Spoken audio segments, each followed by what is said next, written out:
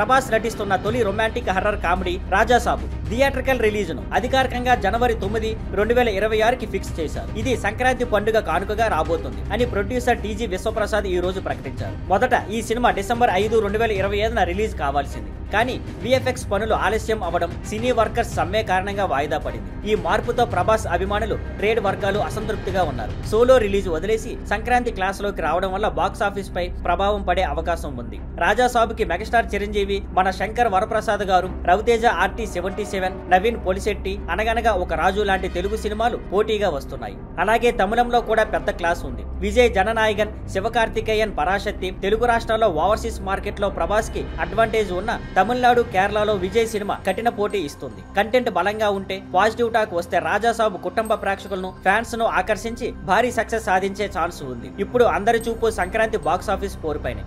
Thank you for watching. Please like, share and subscribe.